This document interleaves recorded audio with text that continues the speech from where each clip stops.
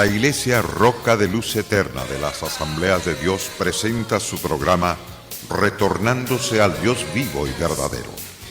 Esperando en este momento Dios toque su corazón por medio de su palabra. Y ahora pasamos al mensaje de la palabra de Dios. Con ustedes, el pastor Luis Palacio. Mi confianza siempre en ti, Jesucristo, el Señor de señores, y es el Salvador que está dispuesto a ser el Señor suyo y el Salvador de su alma. Todo aquel que en él crea no perderá su salvación jamás, sino que tendrá vida y vida en abundancia. Amado televidente, gracias por dejarnos entrar a su respectiva casa. Y qué bueno que usted tome papel y pluma para escribir las citas bíblicas que damos constantemente en la programación que transmitimos a diario. Soy el pastor Palacios, deseando la bendición más grande de parte de Dios a su propia vida. Venimos hablando acerca de la dinamita del poder de la palabra de Dios que trae cambios de manera grande y poderosa a todo aquel que la oye, la cree y la recibe y la pone por obra. Estamos dentro de esa serie hablando acerca del perdón, la falta de perdón y la falta de pedir perdón y las consecuencias que conlleva a esa actitud de negarse a pedir perdón y a negarse a perdonar. Pero qué lindo es cuando la persona ha aprendido a hacer esto, de pedir perdón y de dar perdón. La persona es totalmente bendecida. Ahora, la falta de perdón, a la luz de las Santas Escrituras, ciertamente vemos que esa persona llevará la ansiedad que lo va a atormentar, lo va a angustiar, porque la falta de perdón puede llevar a uno a la ansiedad y hasta la depresión espiritual. Hay personas tan oprimidas de tal manera que no tienen sosiego. Oyen hasta voces que les habla, quítate la vida o quítale la vida al vecino, o a tu cónyuge, o a tus hijos, o a tus padres. Por causa de la falta de perdón, ha llegado a esa depresión que lo está llevando a una obsesión terrible y espantosa. Si nos negamos a perdonar aún sabiendo que nosotros mismos hemos sido perdonados, entonces dañamos nuestra relación con el Creador, con nuestro Padre Celestial. Y esto nos puede llevar a diferentes consecuencias emocionales y sociales. ¿Cuántas personas, por tener totalmente actitudes que son ajenas a la verdad de Dios, no han podido vencer, no han podido prosperar, no han podido avanzar por causa de mantener la amargura contra X persona? Entre más tiempo siga con un resentimiento, más difícil será poder llegar a perdonar. Entre más tiempo dura sin perdonar, permitiendo que los recuerdos de la ofensa hagan raíces más profundas, más no se inclinará hacia la persona, es decir, no se inclinará más a ayudar a la persona para perdonarle, sino que usted mismo se inclinará hacia la amargura, hacia el dolor, hacia el desespero, tanto que en sus acciones como en sus pensamientos y emociones. No va a sentir paz, no va a sentir alegría. Se lo suelto de esta manera. Entre más tiempo duremos sin perdonar, permitiendo que los recuerdos de las ofensas hagan raíces más profundas, más nos inclinaremos hacia la tremenda amargura, tanto que en nuestras acciones como en nuestros pensamientos y emociones. Entonces, no hay vida, no hay prosperidad cuando nosotros decidimos no perdonar. La persona que más daño se hace es la persona que no está dispuesto a perdonar. Si estás luchando con la amargura, ora y pídele ayuda a Dios y empieza hoy el proceso de restauración en tu vida. No pierdas el tiempo, no dejes que pase el tiempo porque te va a causar tanto daño. Sabes que la amargura de no perdonar te puede llevar aún al fracaso a tu propio matrimonio. Leí en un libro de una jovencita. Esta era una niña cuando apenas tenía como unos 12 años. Andaba ciertamente la niña jugando, pero rayó el carro de su papá. Y este padre tan enojado le pegó con una pala, de tal manera que la niña cayó casi por muerta. Al ver a aquel papá que la había golpeado tan pesadamente que por poco la mata, la puso en su carro y la llevó al doctor. Y entonces el doctor le examina y ve que son golpes, y son terribles golpes. Entonces aquel padre le da una gran mentira al doctor y le dice: esta niña, por andar de cabra, saltando y saltando de un lado a otro, se fue a un precipicio. Por eso está así golpeada. Entonces aquella niña, al saber que su papá era un diácono de una de las iglesias bautistas, se enojó tanto, se amargó tanto contra su padre, que ella oró diciendo: Dios, mata a mi papá por mentiroso. Ciertamente que aquel padre murió.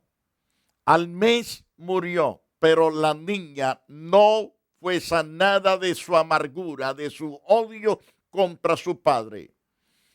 Pasaron 25 años en la vida de aquella niña. Ciertamente llegó adulta, pero aquella amargura de no perdonar a su padre difunto la llevó a ser drogadicta, borracha y prostituta. Logró ciertamente ir a una iglesia, se entregó al Señor, pero no dejó la amargura. Se casó en el evangelio. Ese matrimonio se le echó a perder por la amargura que tenía. Estaba a punto de suicidarse. Estaba a punto de quitarse la vida. Sentado junto a la mesa, aquella mujer joven decidió entonces hacer una carta pidiendo perdón a su difunto padre. 25 años de enterrado su padre, ella no había podido sacar la amargura hasta que ella decidió perdonar a su padre. Hizo la carta diciendo: Padre, ciertamente por 25 años he pasado amargada, llena de odio contra ti, pero ahora he decidido perdonarte. Quiero que descanses en paz, que estés tranquilo, reposes tranquilo. Esa carta fue y se la leyó a su padre muerto que yacía en la sepultura en el cementerio. Cuando ella leyó aquella carta y decidió perdonar a su padre, la amargura fue removida de su corazón. Dios la bautizó con su Espíritu Santo ahí frente a la tumba de su padre. Qué maravillosa decisión tomó esta joven mujer para poder ser totalmente alcanzada por la misericordia de Dios. Cuando ella perdonó, Dios la bautizó con Espíritu Santo y fuego. A partir de ahí esa mujer llegó a ser una mujer pura, una mujer limpia. Y Dios restauró entonces su vida en todas las áreas. Quiero decirle que ciertamente cuando no se aprende a perdonar, se vivirá en momentos espantosos que ha perdido sueño, el hambre, ha perdido hasta el deseo de vivir por consecuencia de no perdonar las ofensas de los ofensores. Como dije anteriormente, si usted está luchando con la amargura, pídale a Dios que le ayude y empiece hoy mismo ese proceso de su restauración. No debe de vivir un minuto más. No pierdan nunca más su tiempo. Hable con alguien que sea su pastor, alguien que pueda ayudarle. Busque esa gente de oración, esa gente que se nota, personas rectas, puras. Busque para consejería, ayude para que, es decir, busque para ayuda a ese tipo de gente. Y Dios va a ayudarle a través del consejo. Por lo tanto, el paso o los pasos hacia la reconciliación es importante tomarlos. Podemos ver a la luz de las Santas Escrituras cuando la persona realmente está dispuesta a dar los pasos a la reconciliación. Como ya hemos mencionado anteriormente, el perdón no es lo mismo que la reconciliación. La reconciliación es un testimonio del poder de Dios y del poder de la unidad del cuerpo de nuestro Señor Jesucristo. Fortalece a las personas, las involucradas, para que puedan resistir los ataques del enemigo, aunque siempre se debe de buscar la reconciliación. A veces no será posible. No será posible algunas veces por el orgullo, por la dureza de corazón.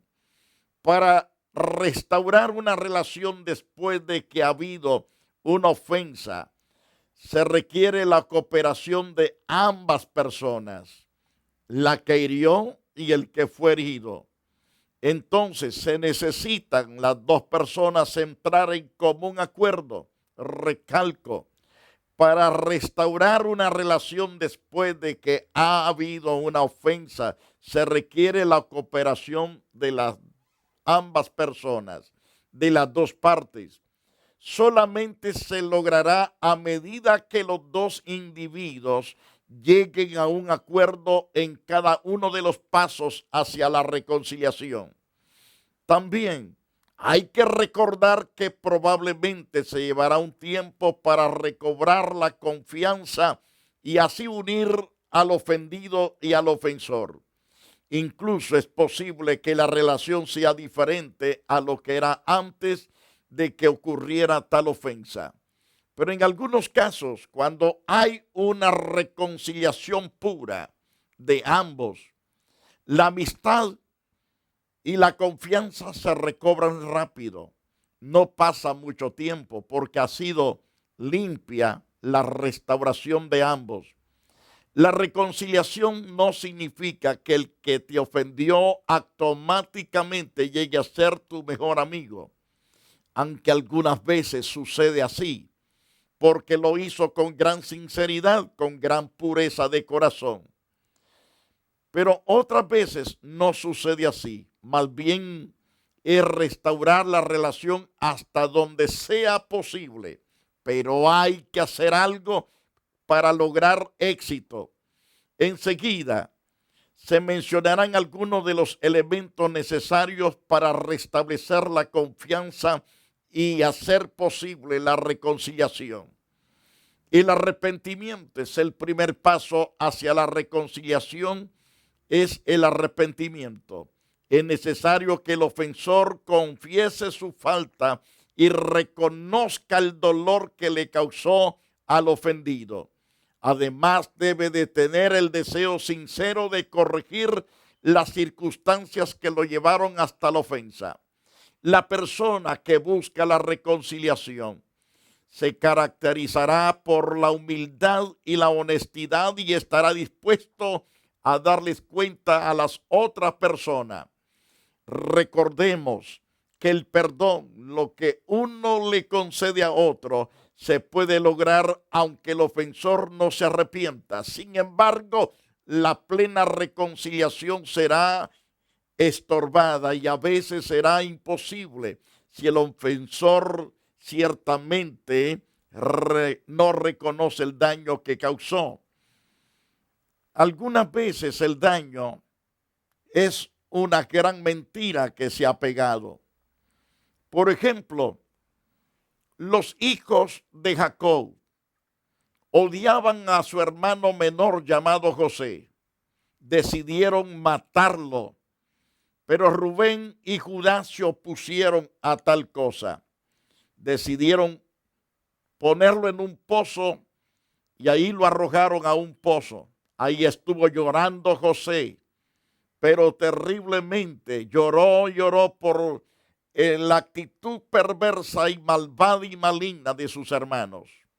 Ahora, el asunto es que vinieron unos ismaelitas, lo vendieron por 20 piezas de plata y esto lo vendieron en Egipto, ciertamente, y allá estuvo en Egipto por muchos años aquel varón que habían vendido. Pero el asunto es que estos hermanos, para engañar a su padre, le quitaron la túnica de muchos colores a José. Mataron un corderito y tiñeron de sangre la túnica. Y los muy descarados llegan con la túnica llena de sangre y le dicen, ¿no es esta la túnica de tu hijo? No dijeron, mira cómo encontramos la túnica de mi hermano o de nuestro hermano José, sino que llegaron los cínicos a decirle, mira, no es la túnica de tu hijo que amas tanto. Y aquel hombre comenzó a llorar pensando lo peor, pensando que alguna fiera se lo había comido, lo había devorado. 20 años pasó Jacob llorando por su hijo. No había consolación para este hombre, no aceptó consolación. Pero como la mentira no se puede mantener por siglos, aquella mentira cayó. Los mismos hermanos se dieron cuenta dónde estaba José y José los obligó a traer a su papá hasta su presencia. Y entonces dice la Biblia que el espíritu de Jacob volvió a revivir. Estaba muerto por 20 años. Todo fue por el engaño de sus propios hijos. ¿Cuántos de los que me están escuchando viven amargados por una mentira que alguien les pegó y la aceptaron como una verdad? Jacob aceptó la mentira como una verdad y le causó daño por 20 años. ¿Cuántos de ustedes que me escuchan les está pasando lo mismo? Que alguien vino con una terrible mentira y se la presentó como una tremenda y poderosa verdad, cuando es un engaño. Y usted está totalmente viviendo una situación adversa. Entonces, por causa de esa situación, no tiene paz, no tiene gozo.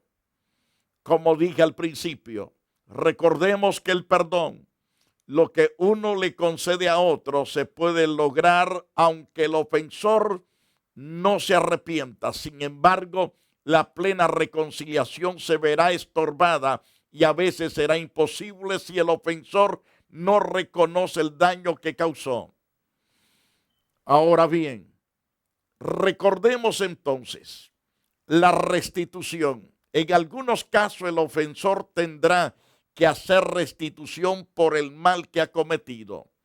Este proceso confirmará la sinceridad de aquel que ha buscado arrepentirse por el daño que hizo. El proceso de la restauración no es para dar lugar a la venganza, sino a la justicia. La venganza exige un pago, mientras que la justicia provee una recompensa, es decir, una compensación según lo que es justo y correcto. La rehabilitación puede que sea necesaria, la rehabilitación para que el individuo llegue a encaminarse correctamente. Especialmente, este será el caso si el individuo ha llevado a una forma de vida dañina y pecaminosa. Entonces, si ha llevado una vida así, dañina y pecaminosa, entonces este paso nos asegura que el ofensor verdaderamente ha cambiado. Voy a ponérselo así. Especialmente, este será el caso si el individuo ha llevado una forma de vida dañina y pecaminosa. Este paso nos asegura que el ofensor verdaderamente ha cambiado. El arrepentimiento sincero se muestra por medio de un cambio en el comportamiento, porque la persona decidió cambiar, y si decidió cambiar, entonces no caminará más en actitudes dañinas y pecaminosas, sino que caminará de aquí en adelante en una actitud correcta ante Dios y ante los hombres, con gran respeto a la persona que dañó. Por lo tanto, eso significa que la persona ha sido transformada, ha sido cambiada, ha sido totalmente restaurada. Pero lastimosamente que muchos, en vez de buscar la restauración, siguen su vida dañina y pecaminosa. No quieren poner de su parte. ¡Qué tremenda situación! Ahora, hablemos un poco del autoperdón. Hay ocasiones en que la lucha más grande del individuo es el perdonarse a sí mismo. Aún después de que se ha arrepentido, le ha pedido perdón a Dios y ha confesado su pecado como corresponde. Aunque sepa en su mente que Dios lo ha perdonado, se siente en el corazón sin perdón y condenado. A veces las personas se condenan a sí mismos por la vergüenza que sienten o porque creen que han cometido un pecado que Dios no estará dispuesto a perdonar. El diablo es un mentiroso. Usted debe de aprender a perdonarse. Debe de hacerlo, porque si usted se condena a sí mismo, Dios no puede hacer más por usted. Si usted se está condenando a sí mismo, ya Dios lo perdonó. Entonces perdónese para que usted sea libre totalmente de toda culpabilidad.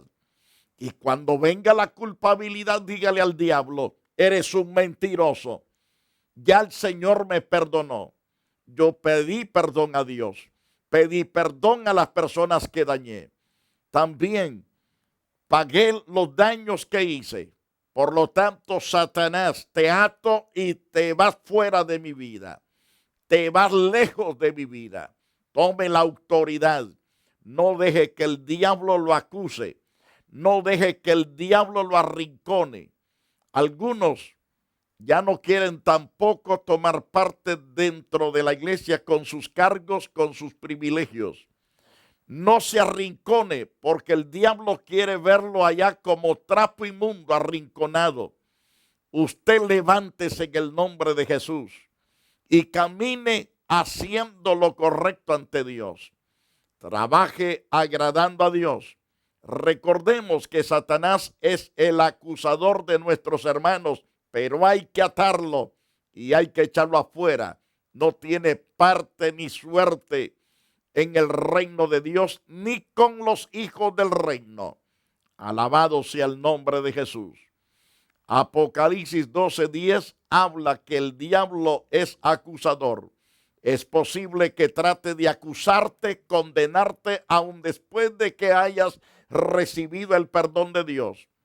No debemos confundir las acusaciones de Satanás con la convicción del Espíritu Santo. Ese sí es la verdad de la culpabilidad. Por lo tanto, no dejes que la culpabilidad te atormente. Desecha ese problema de tu corazón. Es posible que trate de acusarte el diablo, condenarte aún después de que hayas recibido la gracia de Dios. Ahora recuerda que el autocastigo y el continuamente tratar de pagar o ofrecer sacrificios por lo que ocurrió no resultan en el verdadero perdón. Debes perdonarte a ti mismo. Por la fe debes aceptar de que el Señor clavó ese pecado tuyo terrible que cometiste, lo clavó en la cruz. Si está clavado en la cruz, no vayas con el martillo, no vayas ahí con la barra que tiene uñas para arrancar esos pecados de ahí. Déjalos clavados. Ya Jesús los clavó. Declárate libre, sin pecado. Declárate hombre y mujer limpios por la sangre preciosa de Jesús. Amigo, el tiempo se me fue y doy gracias a Dios porque usted ha estado muy atento. Padre glorioso, gracias por la vida de nuestros televidentes. Los bendigo en tu nombre. Ahora, Señor, declaro tu palabra y tu bendición sobre ellos. Ahora, todos los que han oído la palabra y se han arrepentido, Dios, perdónalos y límpialos, conságralos. Al mismo tiempo, guárdalos como la niña de tus ojos. Protégelos, oh Dios, sé escudo de ellos y sombra omnipotente, oh Dios. Al mismo tiempo, el abrigo y el castillo supremo y glorioso de protección. Cúbrelos con las plumas de tus alas y te doy gracias en el nombre de Jesús. Amigos, quiero invitarlos a los servicios que tenemos los días miércoles. El día jueves tenemos jóvenes que están teniendo servicios en inglés. Si usted habla inglés, lo entiende bien, véngase a ese servicio del jueves. Los domingos por la tarde tenemos dos servicios, uno en español a las 5 de la tarde y a las 6 de la tarde está el otro que es en inglés. Entonces es en el mismo edificio. Véngase a esos servicios y será de bendición para usted también. Al mismo tiempo, les deseamos la riqueza del amor de Dios para usted y todos los suyos. Y no se olvide, usted es bienvenido en la iglesia Roca de Luz Eterna, que estamos esquina con la Avalon y la 42 Street. No pierda la bendición. Véngase a gozar con los que se gozan en Cristo Jesús, Señor nuestro. La iglesia Roca de Luz Eterna de las Asambleas de Dios y su pastor Luis Antonio Palacios presentaron su programa Retornándose al Dios vivo y verdadero. Nos gustaría conocerlos. Visítanos en el 605 East 42 Street, Los Ángeles, California 90011. Si desea una copia del programa de hoy, escríbanos a la misma dirección. También a través de Facebook, Iglesia Roca de Luz Eterna, Asambleas de Dios. Escúchanos las 24 horas en www.radioroca.org. Dios te bendiga.